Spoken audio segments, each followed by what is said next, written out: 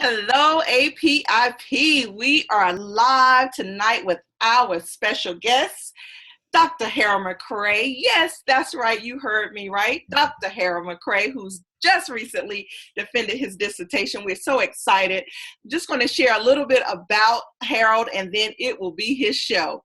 So Harold was born and raised in Philadelphia, Pennsylvania. He's a graduate of Delaware State University, Bowie State University, and one of my alma maters, Walden University.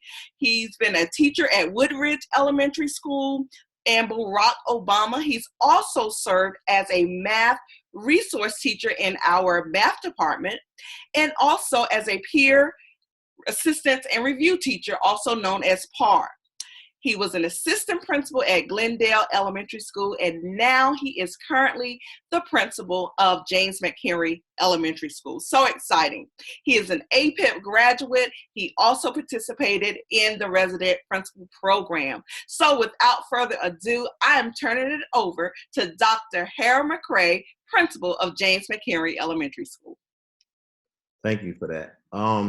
Good evening, everybody. I just wanted to come through and make sure that I share some of my lessons that I learned along this journey, talk about my first year as a principal, and be able to answer any questions that you may have of me. First, I want to talk about the first year as a principal. It was a lot coming in because I was transferring from high school, so I had to shift all of my learning back to elementary school. So that was a mind shift within itself. But the challenges and the things that you have to deal with in the elementary level are quite different than you do at a high school level. So I spent a lot of my time coming in learning. I didn't want to come in and make a lot of drastic changes to what was going on in the building. So the first thing I did was host a leadership retreat with a number of the teachers and staff members in the building, just so that I could learn the culture of what was going on and hear from them and kind of plan for the year, because I think that kind of set up the success. Opening the door, and what I learned, which was important for me, was to build relationships with the individuals that I have to work with every day. I think as a leader, it's important to listen to those that you are serving and understanding that in this role, you are a servant. I don't look at it as anything else but serving. And so with that, you have to know the constituents that you're serving. So I solicit ideas from them, we plan together, and then we were just looking forward at how we were going to make progress. One of the things that I noticed in my top 5 strengths, it has nothing to do with relationships. And that kind of bothered me for a minute. And so what I did was I had my instructional director kind of teach me how to use my other top 5 strengths to leverage that relationship piece, just so that I can continue to build a positive school culture. Because I think that was one of the first things that the staff wanted to. Anytime when there's a new leader coming into a building, you have to expect that there's going to be some turnover that's going to occur. There's going to be some differences of opinions. There are going to be some, there's that newness, kind of like a honeymoon. And so you go in there with the expectation, okay, how am I going to open this school year with this brand new group of people that don't know me and I don't know them, but we have to learn each other. And so that was what the most important focus was. So through that, there was a lot of community partner building relationships with. So I kind of took some of those community partners that I've established over at Duval High School while I was a resident principal and when I was at Glendale Elementary School, and brought those partnerships over to James McHenry Elementary School and introduced them to some of the businesses that we were working with and some of the individuals. I think that opened the door to show the parents that we have McDonald's standing behind us. We have Target standing behind us. We have Home Depot. We have Educational Systems Federal Credit Union who care about our school. And so it was a whole new thing for them just to see the McDonald's sign saying McDonald's of Lanham supports James McHenry Elementary School. And from that, we received donations to help provide resources that we need for our school. So that was the most important piece in being a new principal, was establishing that culture and building relationships. The other piece was making sure that you have the right systems and structures in place in order for the school to be effective. As I stated, I didn't want to go in and change up a lot of things, but we wasn't running no loose barnyard either. So we had to have certain things in place in order for our school to be effective. And so we worked it from there. Some of the lessons that I've learned in leadership is that a lot of people say that leadership is lonely and it's always lonely at the top. I think that if it's lonely at the top, that means you're doing something wrong. Because you should definitely have a support team behind you. I think one of the greatest things about being in this position is the networking that I was able to do. So I'm not the only new principal in the school district. And so we have our own network outside of all of the principals that we support one another. We go to lunch together, we plan together, we go to conferences together, and we build each other's capacity, because that's how I believe I was able to sustain myself in the school district for 13 years. Building those strong networks and making sure that you are supporting your colleagues through this work, because it's not easy, and you guys understand that. There is a significant difference from being in the assistant principal's chair and then going into the principal's chair. At the end of the day, it all falls on you. And so you want to make sure that you put those systems and structures in place, and that you build that network of people that can actually help you get through the work. Some challenges that I've faced so far, I don't know. I don't call nobody out, but the maintenance department is probably the biggest challenge that I got going on right now, just because I'm in an older building, and coming from Duval High School, where you had 2,000 kids and it was sparkling clean. That was the type of cleanliness that I was used to. And so it was just adjusting my current staff, my custodial staff, of making sure that the building looks a certain way, because again, you're branding a school. People want to make sure that they can trust dropping their kids off, that they're going to be safe, that it's going to be clean. And that was important for me. Another biggest challenge, you have to learn how to balance your life. I think that's one of the most significant parts about being a leader, making sure that you balance your home life, your work life, and your personal life. I love to give 110%, almost 200% to this job, but at some point, I have to realize that I have to close the laptop, I have to turn the phone off, and I have to live my life as well. And so being able to make those decisions and staying on top of things, I think one of the most significant things, and then I'll stop here, that has helped me focus for the question. So that has helped me focus. The school district has this program called Time Tracker. And the time tracker actually helps me focus on instruction, where I have my secretary and a teacher leader in the building who keeps my calendar together. So that way I stay on top of my observations. I make sure that I'm handling everything that I'm supposed to handle instructionally, and that I don't get off focus. I think that's, if you ask any leader, they'll tell you that time management sometimes can be a gift and a curse. So for some, it's more of a curse than a gift, but once you find a structure to it, it actually helps you succeed. So, yep, that's about all that I have to share, unless you have some more questions.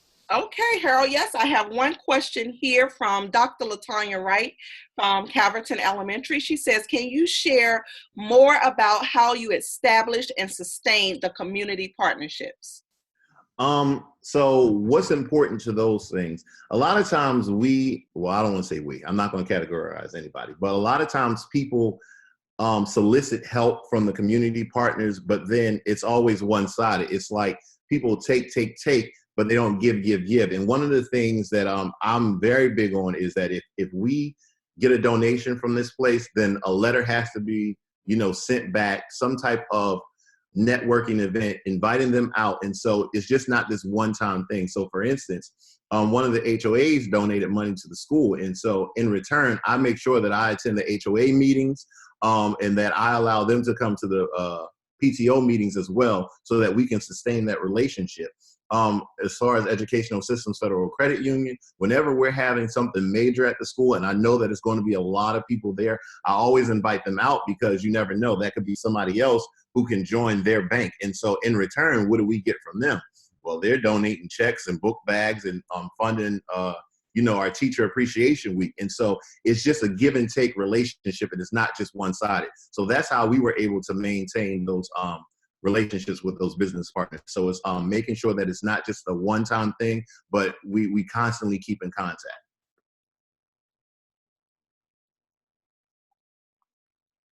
Okay, and so everyone in the group is saying congratulations on your achievement. We have so many and I think you're in the group, so you will be able to see all of the well wishes. So definitely say kudos for that. Thank you so much. Thank you.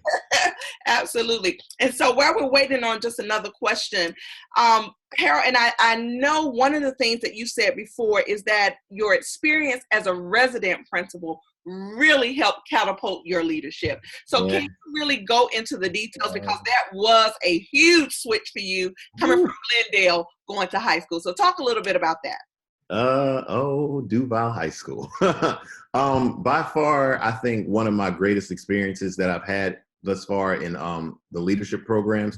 I think nothing prepares you more for the principalship than a resident principal program, because you actually are the one making the decisions. You're actually the driving force behind the school. The biggest thing was you have to make sure that you have a great support system within that residency. And so my LDT, my leadership development team, no different than APIP, you still get a leadership development team. I had Dr. Davis, Dr. McGuire, Dr. Brady, Dr. Saunders, my the sitting principal that was there, Mr. Mark Covington. And so you had all these individuals around the table setting me up for success. And so they're giving me feedback and giving me things that I needed to do to drive the school forward. On top of that, it was a different learning curve because I'm coming from elementary school. So a lot of this stuff was brand new to me. So, graduation and all of that stuff that entails with that, college applications and making sure, that big push for careers and sports and athletics is like its own college within a high school on itself. So it was all those different details that I had to pay attention to.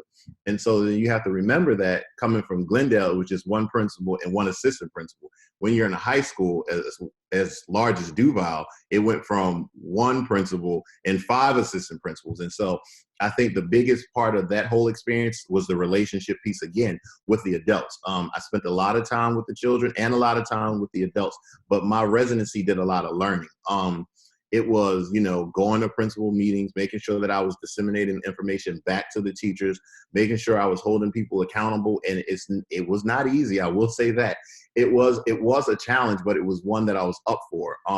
Being responsible for 200 employees and 2,000 children every day was something to look forward to, so to speak. But I think out of that whole experience, I gained so much wisdom, and I learned,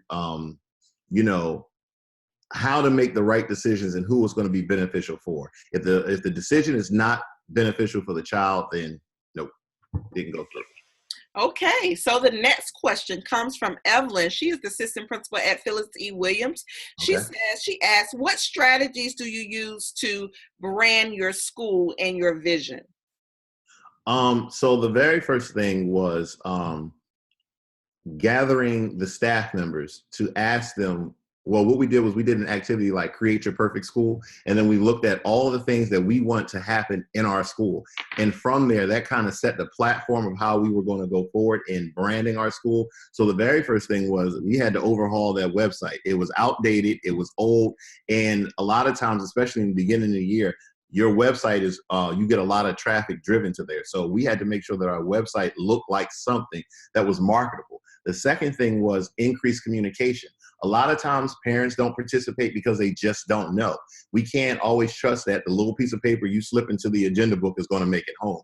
So you have to make sure that you do the call out, you send the letter home, you put it on Twitter, you put it on the website, you send the Remind 101. And so one of the things I told my staff that we are going to over communicate, because I never want anybody to have the excuse to say that, oh, I didn't know that this was going on. No, you knew that it was going on. You just chose not to show up.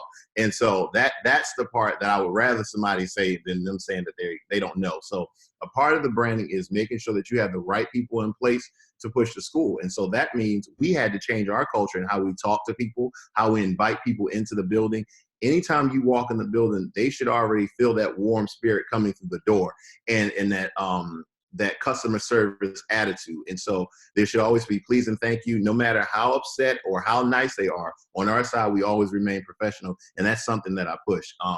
48-hour turnaround time with emails, making sure that we're responsive to parents, allowing them to come in and be a part of our instructional activity. So all of that goes into the branding of the school.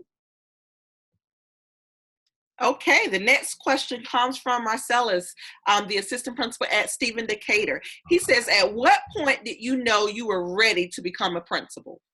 June 30th, 2017, my last day at Duval High School. Really what it is that you prepare yourself for this situation. And so you do these different programs. You take all this studies, you're getting these extra degrees, you're doing all of this learning. And then at some point you're like, okay, I can do this. And I think the resident principal program helps push you to that limit, because some people are fortunate enough to go from assistant principal straight into the principalship. I think for me, it was the residency that really defined me, that said, okay, yeah, I'm ready to do this. I'm ready to handle this. Because it was interesting to see at the elementary level how children come in, but it was more interesting at the high school level to see how they exit. And so now I have this lens where I can see, I know what my children need at the elementary level and what it's going to take for them to be successful. So when I knew that I was ready to be a principal was pretty much towards the end of my residency. I think that it was everything that I've experienced prepared me for this position. Okay, and so the next question comes from Assistant Principal Lori Hay at Kettering Elementary School. She says, what is the initial conversation with the businesses that you have as partners? Let's see. I'll start with Home Depot. So Home Depot and Lowe's, the initial conversation I had with them, how you doing? My name is Hal McCray. I'm a new administrator over at James McHenry Elementary School. And one of the greatest things that I've learned is that children are excited about coming to school, but sometimes coming to school in a dated building can be a bit boring. So we have this project in mind where we wanted to repaint the whole school, in which we did. And we want it to be bright colors. We want it to be beautiful. We want it to be attractive for our elementary students. Would you mind donating some paint to our school? And a lot of times the answer either be yes, or they'll give you a discount on the paint. But thank God they were fortunate enough to pretty much discount all the paint. And so I think we got about 10 gallons for only $25. Another conversation starter was with Target. You know, we work in the Title I population. A lot of these businesses, and I worked, and let me say this, which was very important to this, I collaborated heavily with my PTO. They were the driving force behind a lot of these connections, because what we did was we looked for businesses that we knew made donations to schools, and we capitalized on that. And so we knew that Target made all these donations, and we had a Target right down the street from our school. And so if we're in the community and we're using this business, what better way than to walk in the store, ask for the manager, and ask, how do we go about receiving donations for our school? And what is it that you want from us in return? Because we want to set up that partnership from the door, letting them know that we're just not taking what you're giving us. We're going to give something in return. And some people actually don't want anything in return. So the initial the conversation pretty much, I always say, be honest about what it is that you want and what you want that business to do for your school, and then talk about how you can help them in return. Okay, the next question comes from your colleague, Ryan Daniel, principal at Chillum Elementary. She says, as an aspiring principal, how important is it for the assistant principals to use their leadership development teams and their site visits to build their capacity as a leader? I think it's huge. I think it's really important, because you never know where you're going to be placed after you leave the assistant principal position if you're looking for that principalship. And I'll just give a quick example. When I was in APIP and I did my site visits, I went to an ESOL school, I went to a Title I school, I went to a TAG school, because I didn't know what I was going to be working with. And I actually landed in an a heavy ESOL populated school that is also Title I. So I had both components. So I think it's very important for the assistant principal to utilize those site visits and make the most of them, and ask all the questions that they possibly can about the operation of those schools, because they're quite different. The other thing is the leadership development team. I remember Dr. Davis sat in a meeting, and she said it plain as day. She was like, you know what? You have all these individuals around the table. You need to utilize them. Don't act like you know everything. Ask questions. And so utilize your the leadership development team. And I don't know the type of relationships that you have with your team, but I know I was texting people at 10 o'clock at night when I had a question, just so that I understood what I was doing. And so it's important for APs to make sure that you utilize that and take that advice, because it is going to take you far. And just one note of that, which we will not go into, you even had external school visit. You remember that, Harold? Yeah, I did. I said, okay, he's going places. Because sometimes you have to see things different to get a perspective of how you want to move forward. Okay, so the next question comes from Keena Buggs. She is the assistant principal at Valley View Elementary. She says, can you share a little more information about the time tracker program? How does a school get to utilize this program? So I think the time tracker program is designated for new principals, new administrators, and it's called the Sam's Connect. And if you've never been a part of it, here's another way, making sure that it's budgeted in the budget for the following school year if you're not participating in it, because it's one of those conferences that you definitely want to make sure that you attend, because it treats you like the professionals that you are. What it does with the time tracker is pretty much, it's like Google Calendar, but it's not. Sam's Connect talks to Google Calendar, but the Google Calendar doesn't talk to Sam, if that makes sense to anybody with technology. But what it is that you set up your day, and so it's structured. And so I think it's broken down by personal, management, and instructional. And it kind of gives you a glimpse at who you're spending most of your time with, what are you spending most of your time doing, and then the most important part of this is that you meet with your SAMs, who is usually your secretary or another instructional person in the building each day to go over your schedule to see, well, did you do what you said that you were going to do? And if not, then when can we put this on your schedule so that you can get it done? So it kind of keeps you focused on it. So I guess the best way for those who are not new administrators who want to take part in it, you want to speak to your principal about it and kind of look at the website. I believe it's samsconnect.com, but if you look it up online, Sam's Connect, it'll give you more information. And that way kind of have that in your budget, because it is well worth it, because it keeps you instructionally focused. Absolutely, and you are absolutely right. It is designated right now in our school district for new principals and resident principals. So you're exactly right. So I think this is the last question. Dr. Latoya Wright asks if you can share your letters. Oh, for the businesses? Yes. Absolutely. Absolutely. Okay, and we have another question coming in from Jessica Coley, principal at Potomac Landing. She asks, how has your high school experience been beneficial for you as an elementary school principal? I think the greatest benefit from that are the challenges that I dealt with in high school were so massive that the challenges that come up in elementary school seem so minute. And so when you're dealing with 200 employees, 2,000 children, that means now you're dealing with 2,000 parents in a bigger community in a sense. And so you're thinking more global in the high school setting. And so when you get to the elementary level, you're thinking so massive about, okay, how can I do this? How can I do this on the same level that I did it at the high school level? I think also the instructional focus is important, because I know in the high schools last year, we spent a lot of time focusing on the question and discussion techniques. So I have all these professional developments that I now transition and brought down to the elementary level that I can implement with my staff. There was a lot of focus on objective writing. And so some of my teachings and learnings that I gained from the high school setting, I've now brought down to the elementary level, because again, like I told you, I want my students to now be prepared, because Duval is the resident high school for my children anyway. And so now I know what it takes for them to get into Duval and what they need to do to be prepared to get there. And so I think all of that teaching, like I said earlier, we always get to see when we work in elementary how our children come in. But having that experience at the high school, I know what it takes in order to get them out the door. So I think that was the biggest learning that I took from that. Awesome. And we are at the end of our time. Before we go, though, Dr. McCray, is there one lasting message that you would like to send out to the assistant principal induction program participants, year 1 and year 2? Yes.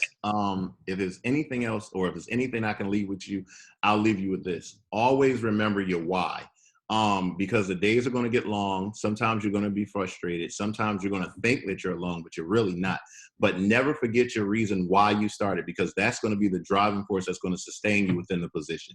So I advise anybody who's into writing to journal, kind of do some self-reflecting, because in this position, you have to be a self-reflecting practitioner in order to move forward. And so looking at the things and the wisdom and knowledge that you gain from the different experiences that you will experience will help you thrive throughout the position. So again, always remember your why, because that why is going to get you where exactly you want to be.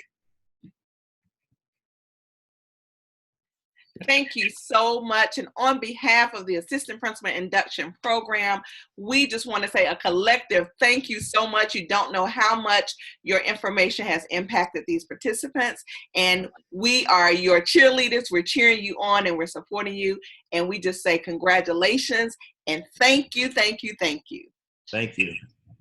All right, guys. APIP, thank you so much for joining. And those of you who are joining the replay as well, thank you so much. Everyone have a good night.